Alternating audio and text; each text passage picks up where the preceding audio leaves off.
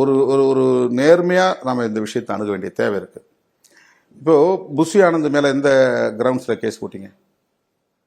நிர்மல்குமார் மேலே எந்த கிரவுண்ட்ஸில் கேஸ் போட்டிங்க? மதியழகன் மேலே எந்த கிரவுண்ட்ஸில் கேஸ் போட்டிங்க? அவர் போய் தங்கியிருந்த பவுன்ராஜ் வீடு, அந்த பவுன்ராஜை பிடிச்சிட்டு வரீங்க, அவரையும் வந்து ரிமாண்ட் பண்ணுறீங்க. இதுக்கெல்லாம் என்ன கிரவுண்ட்ஸ்? அந்த கிரவுண்ட்ஸ் ஏன் அந்த கூட்டத்தில் இருந்த விஜய்க்கு பொருந்தாது, அல்லது அவர் கூட இருந்த மற்றவங்களுக்கு பொருந்தாது? அப்போ இதில் என்ன பாகுபாடு, என்ன அடிப்படையிலான இந்த முடிவை நீங்கள் எடுக்கிறீங்க? நீங்கள் கைது பண்ண வேண்டாங்க, கேஸ் போட்டிருக்கணும்ல. ஏன் இன்றைக்கி விஜய் அந்த ஸ்பாட்லேயே தானே இருந்தார், புஷி ஆனந்த் இருந்த இடத்துல தானே இருந்தார், விஜய் பங்கேற்ற நிகழ்ச்சி தானே. அப்போ அந்த கேஸை வந்து புஷி ஆனந்த் மேலே போடும்போது ஏன் விஜய் மேலே போடலங்கிறது பொதுவாக எல்லார் மத்தியிலும் கேள்வி எழாதா? இது திருமாவளவனுடைய கேள்வி இல்லை, பொதுமக்கள் மத்தியில் எழக்கூடிய கேள்வி. அப்போ நீங்கள் எப்படி ஆள் பார்த்து கேஸ் போடுவீங்களா?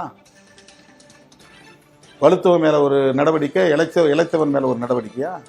அப்படின்னா அது ஒரு ஆக்சிடெண்ட்டாக விட்டு போங்க, யார் மேலேயும் கேஸ் வேண்டாம். புஷி ஆனந்த் மேலே போட்ட கேஸை வித்ட்ரா பண்ணுங்க. எப்படி இந்த மாதிரியான ஒரு டிஸ்கிரிமினேஷன் வந்து எப்படி அதிகாரிகள் மத்தியில், பியூரோக்ராட்ஸ் மத்தியில் இருக்கலாம்? என்ன காரணம் அப்படின்னா விளக்கம் சொல்லுங்க. லாண்ட் ஆர்டர் வந்துருந்து பயப்படுறீங்களா, அல்லது வேற என்ன காரணம் சொல்லுங்க. இல்லை ரகசியம் இல்லைங்க, நான் இது பியூரோக்ராட்ஸ் வந்து இந்த மாதிரியான சந்தர்ப்பங்களில் நேர்மையாக நடந்துக்கணும். நீங்கள் மேலே எஃப்ஐஆர் போட்டுட்டு நீங்கள் கைது பண்ண வேண்டாம், கைது பண்ணால் பிரச்சனை வரும். எஃப்ஐஆர் போடுங்க, எஃப்ஐஆர் போட்டால் கூட பிரச்சனை வருமா? ஏன் எஃப்ஐஆர் போடலை?